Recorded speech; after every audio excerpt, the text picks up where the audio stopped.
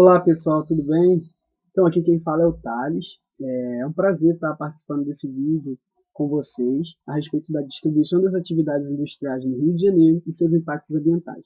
Eu sou mediador de geografia no Polo Mesquita e vou falar um pouquinho com vocês a respeito desse tema, beleza? A gente tem poucos minutos, mas eu trouxe de uma forma bem sintética e de uma forma bem contextualizada para a gente se situar no assunto e poder então comentar depois, no caso vocês fazerem as atividades e poderem se aprofundar também.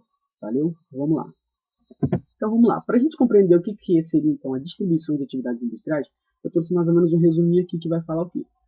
Para compreender a distribuição das atividades industriais sobre o território, é importante entender que as necessidades industriais elas vão variar de acordo com a época, com os produtos fabricados, incluindo os fatores locacionais. Os fatores locacionais seriam os fatores que fazem com que as indústrias sejam atraídas sobre aquele território. Então eu destaquei a matéria-prima, a fonte de energia, a mão de obra, mercado consumidor, infraestrutura de transporte, rede de comunicação, incentivos fiscais e mão de obra qualificada, o que é completamente da mão de obra comum, porque a mão de obra comum a gente pode incluir um grupo de pessoas que têm baixa escolaridade, enquanto que a mão de obra qualificada é aquela mão de obra formada, com técnico e ensino superior, que vai trabalhar em ações específicas dentro das fábricas.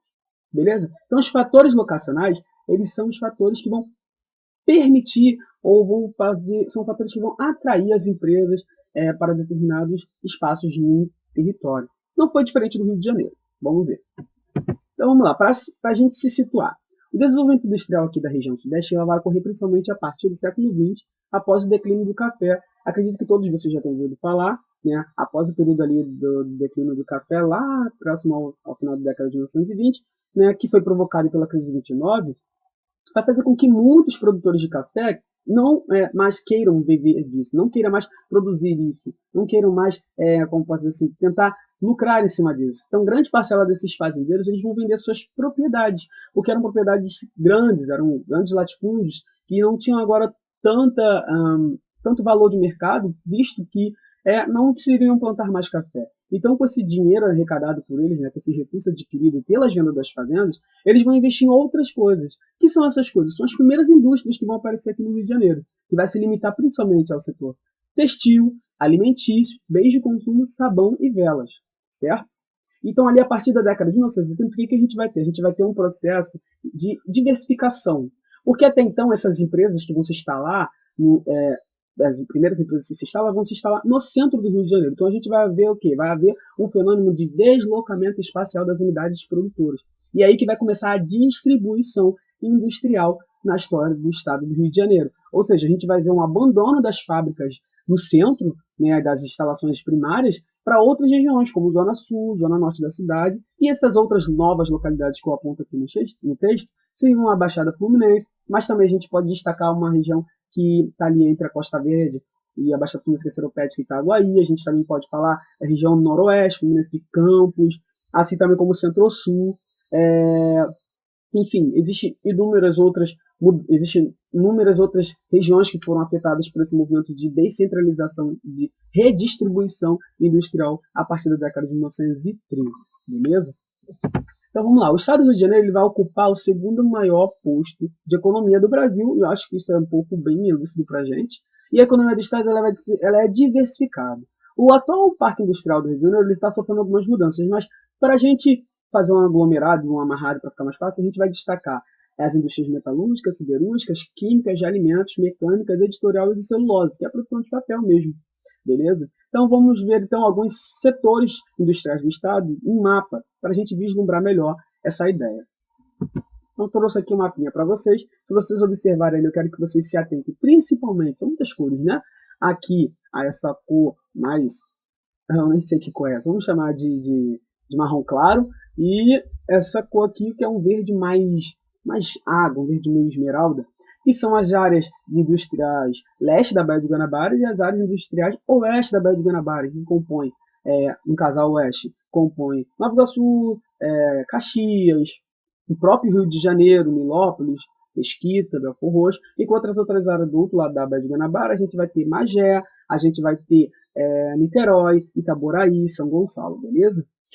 Essas cidades, né, esse grande conglomerado, que também é considerado a região metropolitana do Rio de Janeiro, é uma região muito importante, porque é uma região que vai se concentrar principalmente as oportunidades de trabalho, beleza? O trabalho terciário, o trabalho secundário. Mas a gente também não pode se esquecer das outras regiões.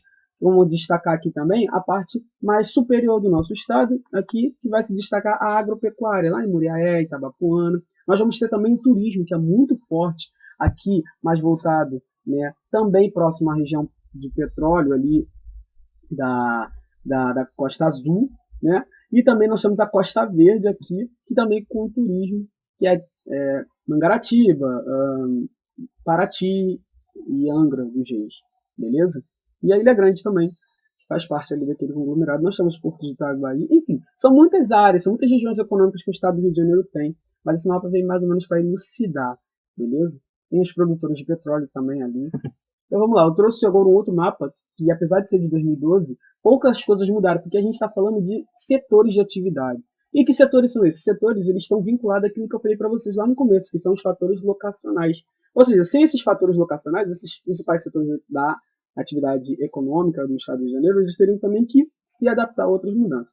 Aqui tem muita informação, mas eu quero destacar para vocês os principais setores que vão se destacar aqui no Rio de Janeiro, que é o comércio, a reparação de veículo, as atividades de administração, saúde, serviços sociais, alojamento, alimentação e outras atividades e serviços, que é o porte do Rio de Janeiro mesmo, né? O turismo, tudo que está ali envolvido com o turismo, incluindo também as empresas, que estão principalmente beirando ali a Avenida Brasil, enfim, a região mais ali de Campo Grande e Santa Cruz. Vamos destacar aqui também o que a gente chama de Baixada Fluminense 2, que é essa parte mais superior aqui, ó, da Baía de Guanabara, que tem Magé, e outras cidades. A gente vai destacar o comércio de reparação de veículos, as indústrias de automação, as atividades de administração de serviços para aquela região. Nós vamos destacar aqui a Baixada Fluminense 1, que é Nova Iguaçu, Lopes, Caxias. A gente vai ter o comércio, que é muito forte, né? A saúde, a produção de saúde, no caso, vamos entrar mais com cosmético e as outras atividades de serviços. O que é importante frisar aqui também naquela região saem também as mãos de obra. Então, assim, é uma região que produz sim, mas é uma região também que envia, né, produtores, enviam pessoas para trabalhar nessas empresas mais aqui na região mais central do nosso estado. Tem outras regiões que vão se destacar, como por exemplo o Noroeste, que vai se destacar principalmente com agropecuária, como eu já disse. O Centro-Sul vai se destacar também com a agropecuária, com a pesca. O Médio Paraíba, que é agropecuária também. A Costa Verde, o turismo é muito forte, alojamento, que no caso seriam os hotéis. E a região dos lagos também, o turismo, as indústrias de transformação também é muito forte ali. Beleza? Vamos lá. Eu trouxe aqui agora, de uma forma mais pontual, os principais centros econômicos. Assim vai ficar um pouco mais fácil para a gente visualizar. O roxinho aqui, ó, não sei se vocês conseguem ver, é o automotivo, que é onde estão as principais produtoras, as principais empresas motomobilísticas do nosso estado. Essas empresas, elas são as empresas que a gente normalmente vê nos carros aí, então a gente vê a GM, a gente vê outras, a gente vai falar um pouco mais para frente. Mas são empresas que recebem ali em Volta Redonda e exportam e produzem carros, caminhões, ônibus que abastecem o nosso estado e também outros estados. Nós temos aqui o mais escurinho aqui, ó, com abóbora, que é uma fábricazinha, a refinaria e petroquímica, que está liberando a Baía de Guanabara, que é a Reduc, e também temos alguns estaleiros da Petrobras ali. Nós temos em amarelo, que é a siderurgia, que tem aqui, ó, beirando a Baía de Sepitiba, que fica em Santa Cruz, que é a TKCSN, que é uma empresa que produz, como o nome já diz, né, ela trabalha com siderurgia, então ela consome muito ferro, que é expelido dos vários ferros velhos que nós temos no estado. A gente vai ver mais para frente. Aqui mais em tesouro aqui é o textil e confecções. A gente tem abóbora, petróleo e gás, que é ali na região mais norte, aqui norte e noroeste do nosso estado. A gente também vai ter cimento, que é aqui, ó, nas grandes extrações de cavas, de areia e produção que a gente tem nessa região aqui mais central do nosso estado. E construção naval, aqui não tinha como não ser aqui na nossa costa, beleza? Rio de Janeiro, a própria região aqui de Mangaratiba, onde estão construindo em parceria com a França, né? Aquele grande submarino, enfim. São muitas coisas legais para a gente avaliar aqui. Então vamos destacar elas, então vamos lá. No setor petrolífero, a gente vai destacar que né, uma boa parte da receita do Estado vem disso, né, dos royalties de petróleo, das exportações. Então a Petrobras, que fica aqui no Rio, a Reduc, né, e também tínhamos o tal Comperj, que atualmente, bem, a gente pode considerar um fracasso, mas ele está ali. E também temos em Manguinhos, né, centro, o complexo petroquímico, que fica do lado da Fiocruz. A gente também tem Itaboraí e o complexo de polo gás químico de Duque de Caxias, que é uma refinaria também. Beleza? Vamos destacar também no sideiro metalúrgico a CSN, como eu disse, vocês fica ali em Volta Redonda, que vai trabalhar principalmente aquela região ali de siderurgia à base da sucata, ou seja, esses muitos ferroviários que a gente vê por aí abastecem essa siderurgia. Também temos o grande conglomerado da ThyssenKrupp, que fica ali em Santa Cruz, e ela vai inaugurar uma siderurgia, né, com mais de 8 bilhões de reais em investimento pesado. Chegou anunciando bastante oportunidade de trabalho, mas o que a gente viu, na verdade, foi só mão de obra especializada.